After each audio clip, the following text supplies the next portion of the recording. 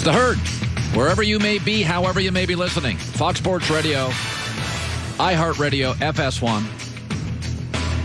Great first hour. Very lively. The economy is roaring. Having so much fun today. I just drove into work today. I like the 4th of July weekend. Joy Taylor's joining me, and I'm just going to hang around Los Angeles. The weather's going to be cool. It's coming down. It's going to be 80 degrees today.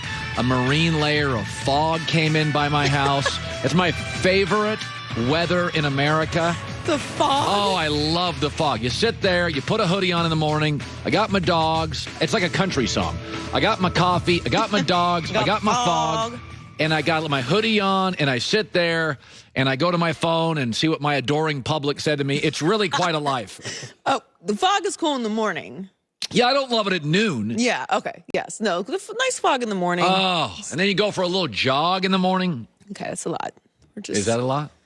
Are you a morning jogger? Oh, morning jogger. I was a jogger during the lockdown. Love it. Because that was my way of excuse. I'm on the road by 7:45 in the morning. Wow. Good 40-minute jog. You know why I don't like jogging in the morning? Why?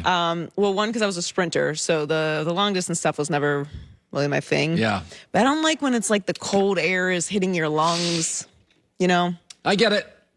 I understand that, but I'm from the Pacific Northwest. I need my fog and my coffee and my cool mornings. That sounds like home. That's retirement to me someday. Just let me live in the fog. Retire somewhere cold? Well, somewhere with fog. Oh. Some people go. I'm retiring Key West. I have a whole plan. I'm going to buy a whole corner. I'm going to buy the house next to me on either side, so I don't have to deal with neighbors. All right. Get a bunch of cats and dogs. There you go. Yeah. So Giannis didn't play, and the Bucks still hammered Atlanta. That's what I thought they should do.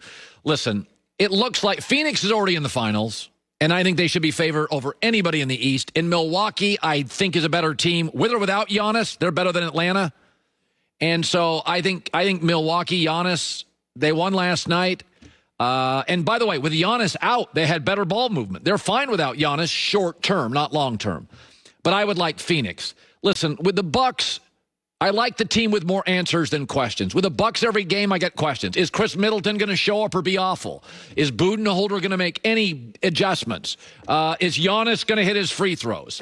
I never have any of those questions. Chris Paul's the best free throw shooter in the league. They make tons of adjustments.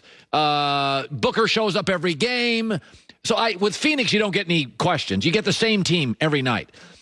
When you watch the playoffs this year, what's become incredibly clear, and anybody who's reasonable, anybody who is not a fanboy would admit, the West has been better than the East for 25 years. Since Michael Jordan retired, the West has been way better than the East. And the East is getting worse. The gap is bigger. I mean, Boston and Toronto were good 2 years ago. They're both a mess.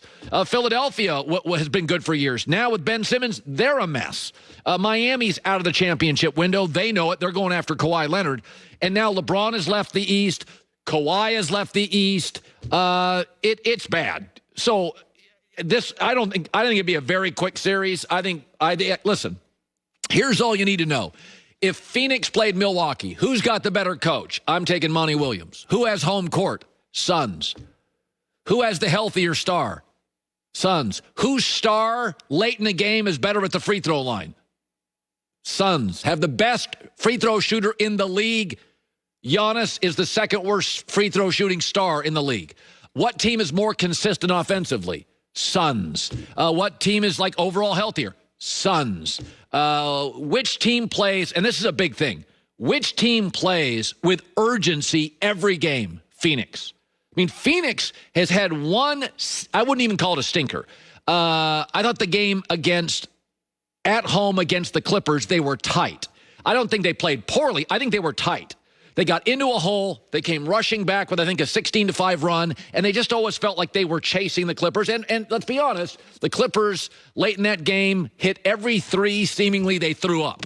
So it was one of those things that the Suns did not play poorly in that game, but they got themselves into a hole, dug themselves out, and the Clippers just kept them at bay. It's a football team that gets a lead, and they just kind of control the clock and keep you at bay. So our pleasure, Cameron Johnson is one of the new guys for the Phoenix Suns. And we said what makes the Suns, to me, comparable to the Seattle Seahawks the year they won the Super Bowl. Phoenix reminds me a lot of that, is that the year before the Seahawks won the Super Bowl, they were good. And then they showed up the next year, and they looked so much better than the rest of the league. And you're like, oh, that's lightning in a bottle. No, it wasn't. All their star players, their Richard Shermans, their Russell Wilsons, all their star players, young players, popped at the same time. And that's Phoenix. We knew Devin Booker was good and DeAndre Ayton, Mikal Bridges, and now they got Cam Johnson. But they've all popped. They've all really flourished at the same time. So I think Phoenix is going to be good for a long time. I don't think this is one of these Miami Heat in the bubble. They get to the finals. That was a lot of weirdness. I mean, Tyler Hero, Duncan Robinson, kind of limited players. I look at Phoenix and I think they're the Seahawks.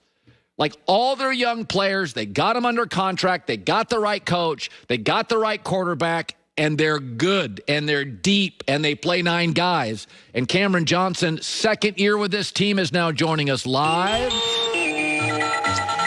So, you know, Cam, it's funny. When you're a young guy, you come to Phoenix, and here comes Chris Paul. And Chris Paul's kind of a legend, right? And Chris Paul's tough on guys. He'll bark. He'll direct traffic. Is Chris Paul different playing with him than you thought he was? His reputation to what he really is. Is there a difference, or is he what you thought he'd be? No, he's exactly what you think he'd be. I remember playing him last year in the bubble, and he was just talking to everybody, talking to the rest, talking to our coaches, talking to our players, talking to his players. I was like, man, this guy really talks a lot. He got a lot to say. So that's exactly what I expect him to be like. And he's just like that as a teammate, and it's very helpful. You know, you played at a great college program, and when you come from, the big programs, the Kansas, the Carolinas, the Dukes, there's an expectation. Phoenix, we've had really no expectations because for 11 years until this year, there wasn't much there. So last year, the bubble, we're all kind of like looking at Phoenix going, all right, they're kind of interesting. Did you have a feeling this year when Chris got signed, before you played a game, did you have a feeling you were at practice every day thinking, this team has got a lot of talent? Yeah. I mean, I thought we were special from the jump. And I really think the bubble was big for us last year, just to build that momentum, get us rolling into this season. But I think we're on record saying that we have something special in our building. Obviously, there's a lot of us that haven't been deep in the playoffs, but, you know, from the practice perspective, it looked like we had a really good chance to be pretty good this year. So the guys just worked hard all season. I think we have a great staff. I think we have a great front office, and it's really starting to come together. Cameron, you played a Clippers team, which I believe is the second best in the NBA. I think Phoenix is the best. I thought the Clippers were the second best. And this happens a lot of times where the two best teams play on the same conference.